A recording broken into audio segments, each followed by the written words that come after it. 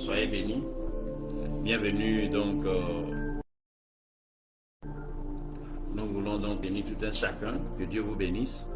Alors aujourd'hui nous sommes là pour parler donc de comment reconnaître un chrétien. Donc 3 façons de reconnaître un chrétien. La première façon, c'est le témoignage du Saint-Esprit. Le Saint-Esprit te connaît, me connaît. La Bible dit que lorsque nous acceptons Jésus comme Seigneur, comme Sauveur, n'est-ce pas, il y a la joie au ciel. Il y a un livre qu'on appelle le livre de vie. Ton nom est écrit dans le livre de vie. Mon nom est écrit dans le livre de vie. Et donc, lorsque nous acceptons Jésus, notre nom est écrit dans le livre de vie. L'exemple de Jésus nous dit que lorsqu'il est sorti des eaux du Jourdain, le ciel s'est ouvert et une voix s'est fait entendre. Celui-ci est mon fils bien-aimé en qui j'ai placé toute mon affection. Le Saint-Esprit nous donnait témoignage de ce que Jésus est donc enfant de Dieu, est fils de Dieu. Donc le Saint-Esprit te connaît, me connaît. Le Saint-Esprit peut témoigner de ce que tu es chrétien ou pas.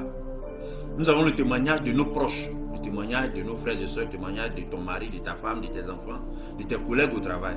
Ils sont bien placés pour savoir si tu es enfant de Dieu ou pas. Donc, on va demander à tes collègues, qu'est-ce qu'ils vont dire?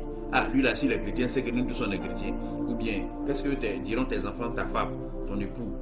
Qu'est-ce qu'ils vont dire? Ils sont bien placés pour savoir si tu es vraiment chrétien ou pas.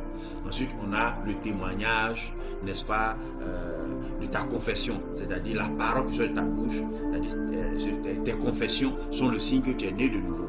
Donc, quelqu'un qui est né de nouveau, la Bible dit que ne nous conformons pas à ce siècle présent, mais soyons transformés par le renouvellement de notre esprit.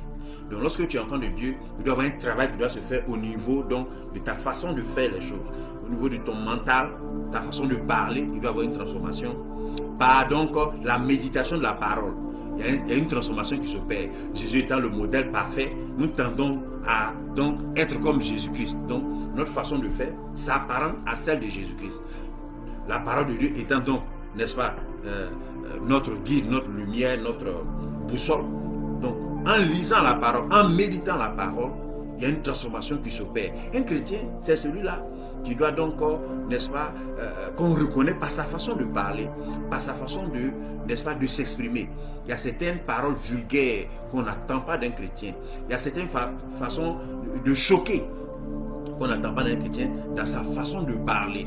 Aujourd'hui, nous voyons qu'il y a beaucoup de vulgarité, il y a beaucoup de profanité, de paroles très sales qui se disent sur les réseaux par des soi-disant chrétiens. Cela n'est pas digne d'un chrétien. On reconnaît un chrétien aussi par sa façon de parler, par sa façon, n'est-ce pas,